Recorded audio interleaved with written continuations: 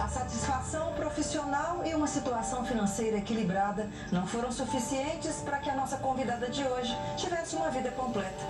Hoje nós vamos conhecer a história de uma mulher que tinha quase tudo para ser feliz, mas que só experimentou a verdadeira alegria após se reconciliar com Cristo.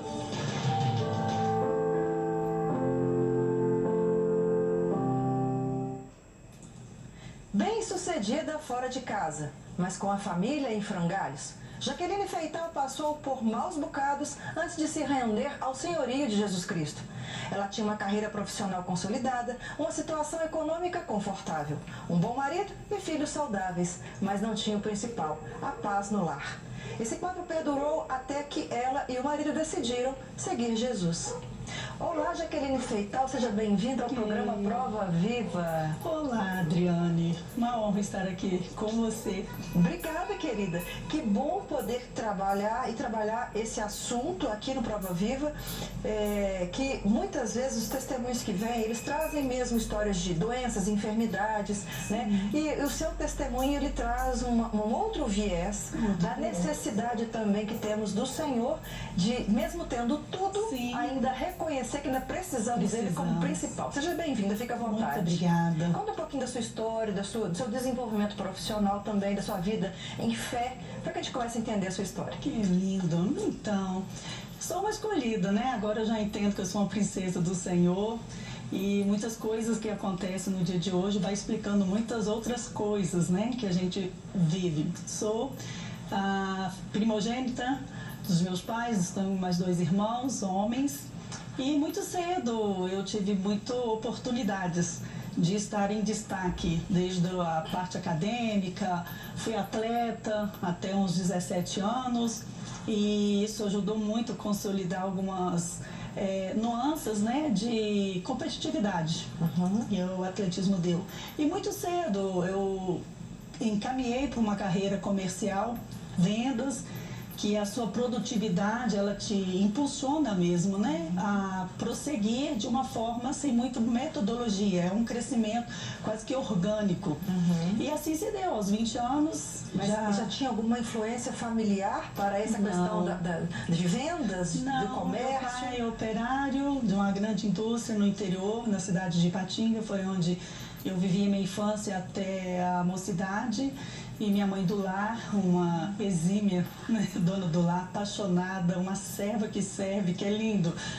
E eu tinha até um ambiente desfavorável para construir o que foi construído, né, no sentido de ninho, era um ninho bem doméstico, mas algo maior foi impulsionado. O atletismo foi seguido, creio que isso ajudou muito na disciplina, nessa determinação, mas em algum dado momento do esporte, nós sabemos que ele tem uma certa limitação de carreira, né? Mas aí culminou, deu entrar na área comercial. Mas o espírito competitivo do esporte, você transportou ele para sua vida profissional? Com certeza, né? Com certeza. Você falou da perseverança, mas a competição também ela é muito acirrada. Ela vem muito acirrada, isso dá uma adrenalina. O bom, eu fazia o atletismo, ele é diferente do esporte coletivo, ele te dá para você vencer os seus próprios limites. Então o atletismo ele vai te impulsionando a você se preparar mais para você superar o seu próprio limite. Então isso foi muito fundamental né? Eu costumo dizer na minha casa, eu sou bem rígida para a regra, mas eu sou muito flexível com pessoas. E isso realmente foi um doce em toda a minha carreira. E então, com 20 anos, muito nova, eu já recebi o cargo, a responsabilidade de gerenciar uma grande loja. Fiquei curiosa agora de saber, assim, quando é que você se percebeu uma boa comunicadora, uma boa pessoa para apresentar um produto e ser rentável? Isso, como eu te disse, já na parte acadêmica, porque na hora de apresentar trabalho, sempre eu era eleita, quem vai apresentar é a Jaqueline. Sempre fui muito lúdica, tenho muito essa essa visão do lúdico, de apresentar algo para chamar atenção no visual e complementar, né? E isso foi sempre um facilitador. Então, a comunicação na família, você percebe isso também, né? Pergunta pra Jaque, vê com a Jaque, tipo assim, que sabe muito, não é de saber muito, é porque comunica muito, né?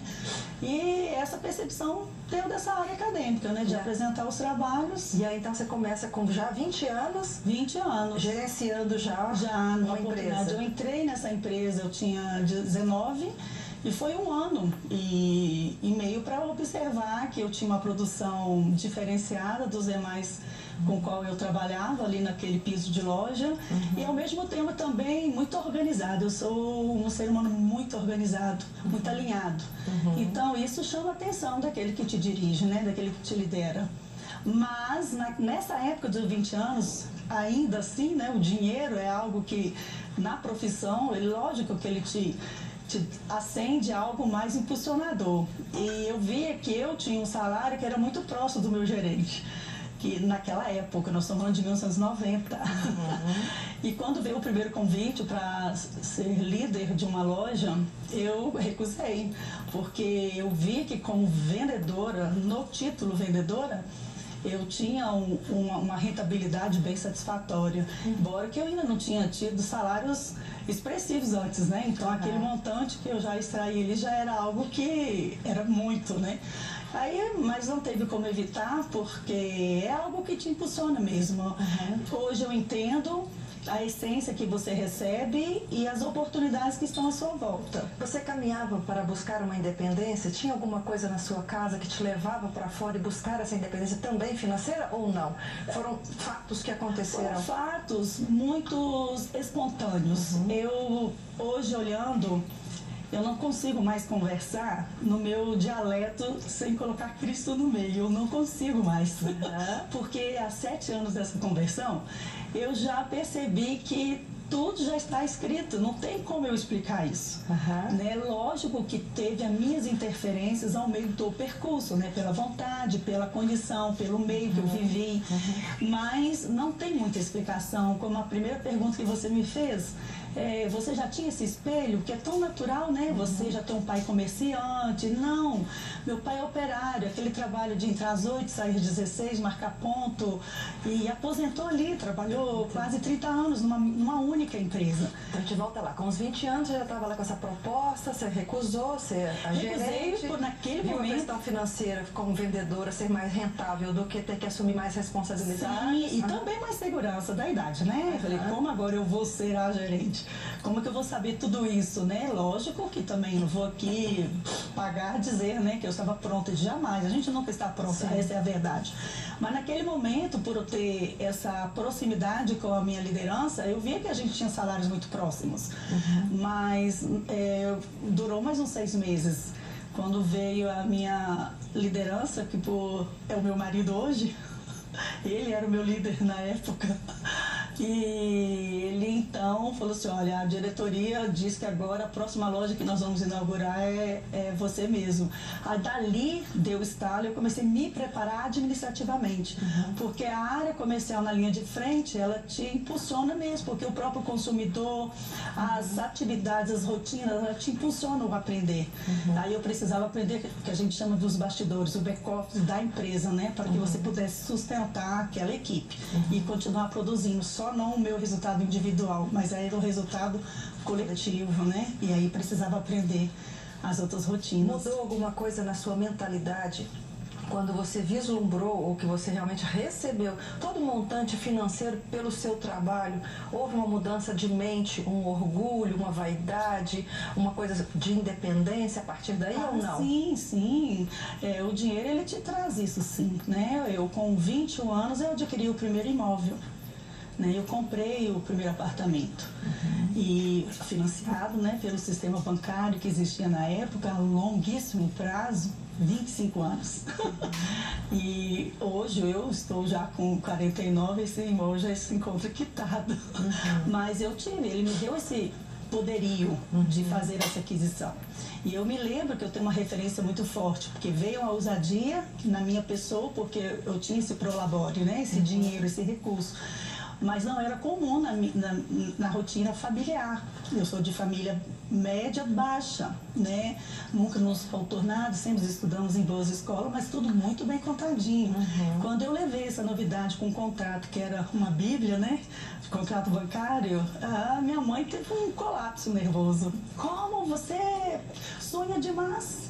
Como que você compra? Você faz um financiamento com um banco, se você não pagar, eles vão pegar o seu apartamento. Aí eu vi o que eu fiz, né? Mas eu segui em frente e depois foi um percurso natural, do volume acontecendo e adquirindo outras coisas e investindo também na carreira, né? Então, desde seus 20 anos, você esteve envolvida nesse trabalho no comércio e na produção. Na produção, produtividade. Como é que as coisas desenrolaram a partir daí para que isso virasse um problema para você e que depois precisasse buscar mesmo no Senhor essa solução? Você começa a apresentar resultados e você mesmo já acredita neles, porque já não são mais um sonho, você já tem um resultado factível, já é palpável e as pessoas à sua volta vai percebendo, e algo muito maravilhoso que é a minha oração de gratidão é o amor que o Senhor já me deu. Acho que eu passei na fila várias vezes do amor. Eu sou muito fácil de amar. Amar mesmo. Amar independente da sua condição de ser. Lógico, sou humana, então eu tenho as minhas recaídas, as minhas tristezas, os meus recolhimentos, né, para avançar. Então, juntando fato que eu corri de bons resultados pessoais e com resultados financeiros, porque a prosperidade do ter, ela faz com que a sua volta vai se gerando certos respeitos e te olhar com os outros olhares. Com ela tá dando certo. Então eu mesmo, no meu meio, com pessoas da mesma função que eu tinha, porque você já tem isso, eu não tenho. Eu comprei um carro antes mesmo de saber dirigir. Aí o meu colega de trabalho que foi buscar ele para mim na concessionária quando eu comprei, que eu não sabia dirigir. Então eu tinha essa coragem, ousadia, né, que nós chamamos. Você se percebe visionária? Sim. E somada a visionária é a ousadia. E hoje eu aprendo, né, que isso não é mérito da Jaqueline. O nosso Deus já nos deu o espírito de ousadia. E eu consumi ele bem. Consumi ao longo da jornada profissional. E aí foi conquistando bens? Isso. Eu trabalhei ao longo dos 24 anos de carteira assinada, vamos dizer, né, vinculada à empresa em 3 empresas. A média de trabalho foi 10 anos, né? Em grandes empresas. E tudo por causa de um resultado que você impulsiona. E eu fui apaixonando por isso, porque dava certo. E eu costumo dizer isso, eu escolhi ser escrava de um sistema. Não é o sistema que me atraiu. Segura essa informação um pouquinho, que eu preciso ouvi-la melhor com mais detalhes. Nós vamos para um rápido intervalo e já voltamos.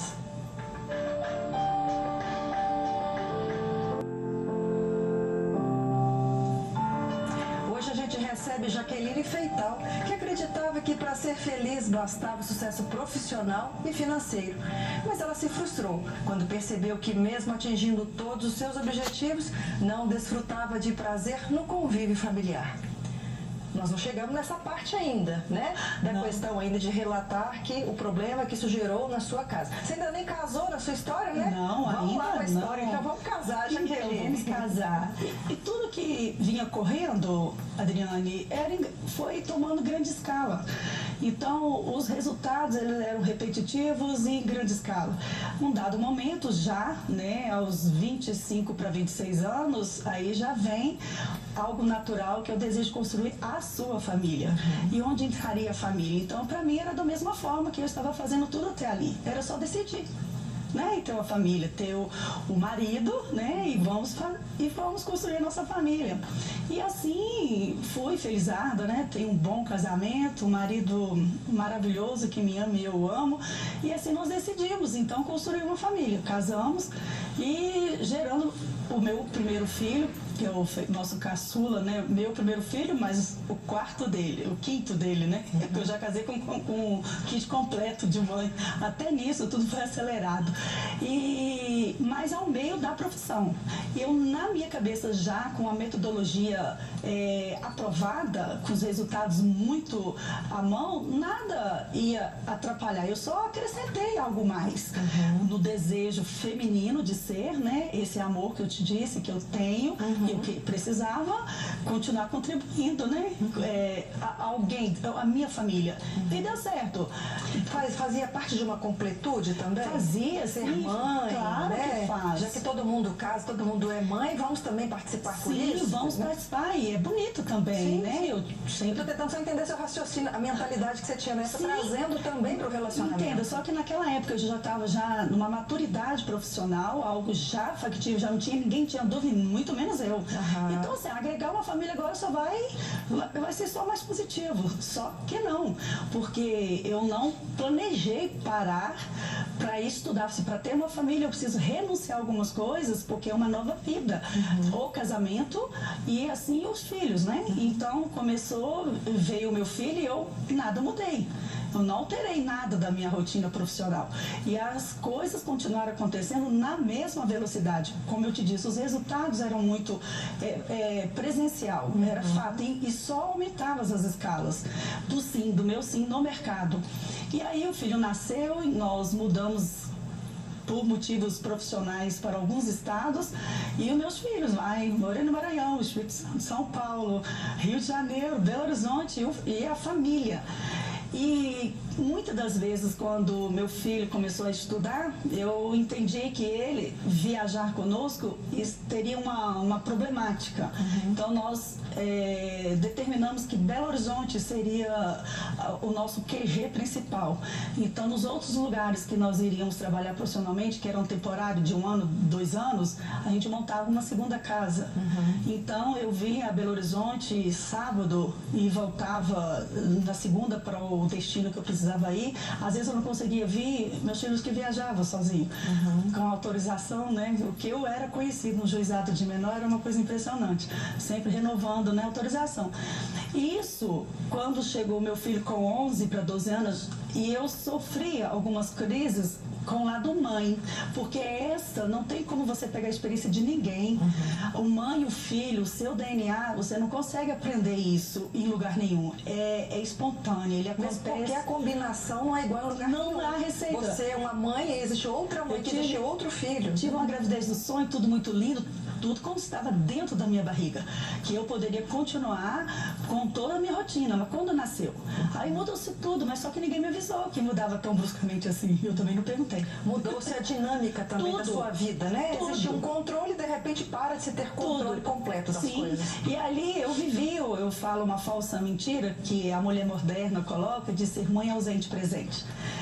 Ausente porque ela está ausente fisicamente, mas o coração está ali. Então você prepara todo o cenário com os valores, com a posição financeira que você tem, você coloca quantos assistentes necessário for para deslocar, deixar o seu filho confortavelmente, seja na área educacional. E ainda assim eu trouxe meus pais, né, para Belo Horizonte, para o amor afetivo estar ali. Então eu era sossegada na minha carreira, sossegada. Tudo dava certo. Eu percebo hoje, quando olhando para trás, que eu criei todo o cenário para que a minha família, nos meus olhos, estivesse muito bem, então eu poderia ficar muito livre, dedicando aquela escolha linda que eu tinha de resultados sendo colecionados, né? É algo que vai acontecendo sem você muito programar. Mas quando tive os problemas, reuniões de escola, raríssimas vezes eu consegui ir, raríssimas vezes. Ser madrinha de casamento no pool de família, raríssimas vezes eu pude aceitar, porque eu sempre tinha um compromisso em algum lugar para estar da minha carreira, que eu tinha dado sim. Era algo que me dava muito prazer. O seu esposo te acompanhava nesse processo, nessa loucura de trabalho também? Sim, porque, como eu disse, eu casei com meu chefe. Depois ele foi meu cliente, depois eu fui chefe do meu marido. Nós vivemos isso 23 anos. Então a gente tinha uma identidade profissional muito idêntica, então não tinha cobrança. E isso me deixava ainda mais livre para entrar armadilha. Não é armadilha porque eu fiz tudo muito consciente, fui muito feliz, porque felicidade é um estágio, ela é real, ela é palpável. Mas eu poder tentar resumir isso aí, porque eu queria saber até o finalzinho de como que aconteceu. Quando que isso começou a dar problema? Eu entendi que no processo mesmo da ausência da mãe já era um problema. Mas chegou a acontecer algum fato real que veio à tona, que você tomou consciência disso? Começou. Meu filho sai da... Com o nascimento do meu filho, como eu disse, eu casei com o kit completo, veio para unir a nossa família, o filho do meu marido que tinha 6 anos. Então eu tive 2 crianças, que para mim ia dar tudo certo, porque eu sempre sonhei ser mãe de gêmeos, né? Então veio gêmeos de uma outra forma. Mas vieram. Eles começaram na fase da adolescência ter os percalços naturais de conflitos emocionais. Eu não convivia com a rotina deles de segunda a sexta. Então para mim era muito fácil resolver isso e as pessoas não estavam conseguindo resolver. Meu marido chegou a falar conosco que ele ia diminuir e até, né, porque ele aposentou e antes disso, para ficar presente com as crianças enquanto eu estava no meu pool profissional, né, muito parceiro, companheiro. Mas não é pai, mãe é mãe. E alguns conflitos, a gente direcionou nossos filhos para psicopedagogia, acompanhava todos os profissionais da área que eu recebia, que era válido e são válidos, claro, eu recorria a todos, mas é algo que mãe, é você com teu filho, seu olhar, né, e algo mais forte foi assim, eu chegava em casa para dormir, o meu filho preferia dormir com as nossas auxiliares que trabalhavam na nossa casa. Eu falei assim, não, dorme com a mamãe. Não, só hoje deixa eu dormir com ela. Eu falei, mas como assim? A mamãe vai ficar hoje e amanhã? Eu precisava negociar a estar fisicamente com eles, porque então já estava tendo um afastamento emocional. Aí que a ficha da Jaqueline profissional começou a cair. Que família que eu construí? Aparentemente tudo lindo, sociável, mas a convivência, a convivência não convivida é um preço que chega. É um preço que chega. Eu não tenho dúvida do amor dos meus filhos, a admiração que eles têm. Hoje, um está com 24, outro com 18. Mas a conta chegou. E nem eu sabia explicar, né? E aquela felicidade que eu tinha de sair todas as manhãs pro meu trabalho, né? A guerreira, a vitoriosa, vendo um monte de gente crescer também. Eu voltava pro meu ninho. Eu falei assim, e agora? Será que tem conserto? Resume para mim, Jaqueline, ai que pena, queria te ouvir assim horas. Resume para mim e ajude alguém que está em casa, entrando e enfronhando também nesse mesmo formato, que por vezes, porque não chegou lá ainda, não viu e não sabe o peso que vai trazer adiante. Deixa uma palavra de orientação final para esse tipo de pessoa que pode vislumbrar também da mesma forma com os bens, com as coisas deste mundo, mas às vezes não sabe o que está perdendo também. Verdade. Primeiro, se conhecer, né? Conhece a sua essência, aquilo que te move. E buscar o que a Bíblia nos diz, um equilíbrio. Nós precisamos ser equilibrados nas nossas escolhas. Eu quis ter tudo, porque muitos jovens, sem uma instrução anterior, voltando na primeira pergunta que você me fez, eu tinha um exemplo de lar, não. Então tudo foi acontecendo sem mesmo um projeto. A única informação que nós temos é que você precisa ser bem-sucedido. A sociedade, ela imputa isso em nós. E o que é ser bem-sucedido? É você realizar alguma coisa que todo mundo vê e sem mesmo... Mas não é você querendo mostrar para as pessoas. Isso você aprendeu a ser assim. Eu acho tão legal. Eu quero finalizar nossa entrevista de hoje com a fala que você falou. A primeira fala que você trouxe. A minha mãe era uma mulher feliz no lar. E é até hoje. Não é? Então, assim, a completude está onde se sente bem também fazendo. Não essa necessidade, às vezes, louca, muitas vezes, né, de conquistar coisas, mas de ser aonde está. Mas ser aonde está. E é isso, a minha mãe, ela foi aquela mãe que em Provérbios 22:6 fez, né? Jaqueline, que pena, eu queria te ouvir muito mais, mas eu creio que já deixamos um recado. Sim, com certeza. Os que estiverem em casa irão pensar ou refletir. Eu te buscar também depois nas redes sociais para poder dar um testemunho mais completo de você. Muito obrigada. Muito obrigada, Adriane. Deus abençoe. Amém. Deuteronômio 8, 17 e 18. Portanto, não pensem, a minha força e o poder do meu braço me conseguiram essas riquezas. Pelo contrário, lembrem-se do Senhor seu Deus, porque é Ele quem lhes dá força para conseguir riquezas, para confirmar sua aliança, que sob juramento prometeu aos pais de vocês, como hoje se vê. Quando o pecado entrou na humanidade, Adão recebeu a sentença de que a terra seria amaldiçoada por sua desobediência e que o sustento para os seus dias de vida se dariam em fadiga, que para comer do que produzisse era necessário suar, se desgastar, porque na terra haveria cardos e abrolhos. Utilizando essa premissa como válida até os dias de hoje, não haveríamos de considerar errado os que muito trabalham por ser de lá o sustento que retiram para suas casas e familiares. Mas onde se encaixariam os versículos do Novo Testamento em que o próprio Jesus disse que nem só de pão viveria o homem e que deveriam buscar primeiro o reino de Deus e a sua justiça para que as outras coisas fossem acrescentadas? Por acaso os planos divinos mudaram e já se consegue o sustento sem que seja fundamental suar e dedicar? Não. A diferença é que no Antigo Testamento havia a urgência de produzir para comer, mas o povo sabia da importância de adorar somente a Deus e criam que só dele vinham as bênçãos da chuva e do sol e do crescimento das plantas, mesmo que o povo oscilasse na desobediência. Após a vinda de Jesus na Terra, o homem continua precisando trabalhar para o seu sustento. Mas a chamada principal vem sendo rejeitada, que é a de servir Jesus como seu Senhor e Salvador, crendo que a provisão vem dele.